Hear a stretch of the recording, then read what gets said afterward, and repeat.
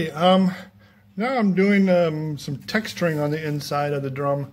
See, something I've already done, and this is supposed to help create better sound, better tone, take out some of the high ringing sound. And if you look at the history of Taiko drums, that they tend to do some pretty intricate patterns on the inside of the drums. One's done, a lot out of barrel drums, just do with a drill bit. And then just going in just a little ways, and it's not any specific pattern. I'm just kind of doing, alternating around. And you really just want to go just barely in to the wood. So now all I'm doing is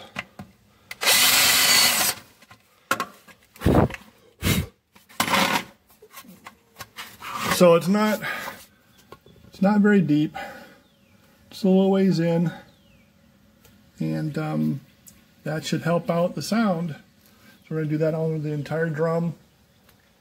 And the rims are pretty much done. We'll be about ready to put a finish on the rims, and then I'm going to sand down and varnish the whole thing again.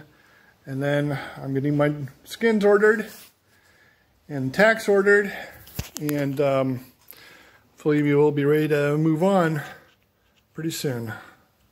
Getting excited.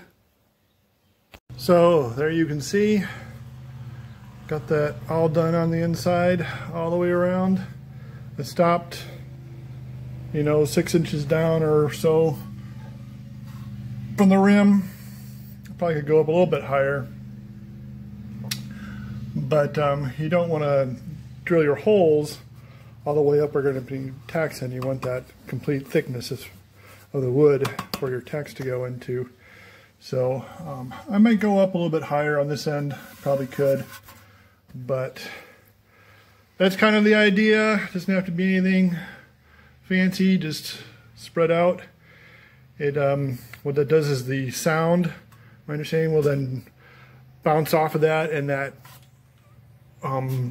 all that bouncing of the sound back and forth and all around helps to get rid of some of those higher overtones.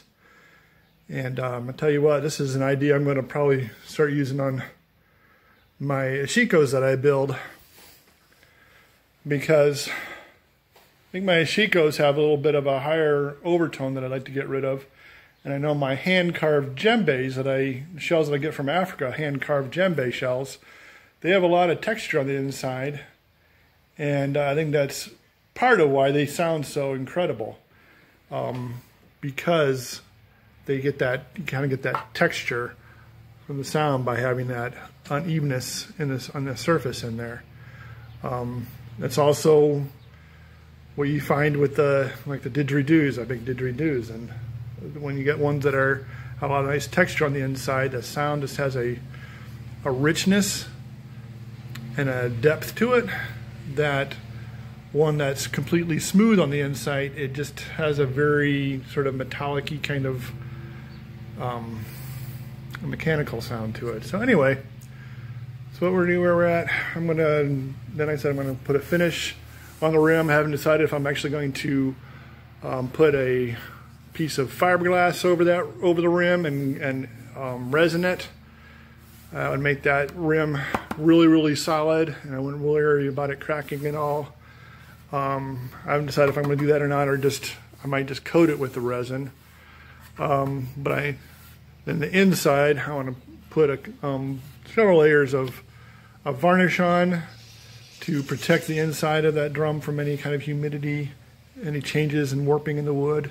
And the outside, it's got to be sanded and a bunch of layers of varnish put on that yet. And then we're ready to put a head on this thing. That's it for now.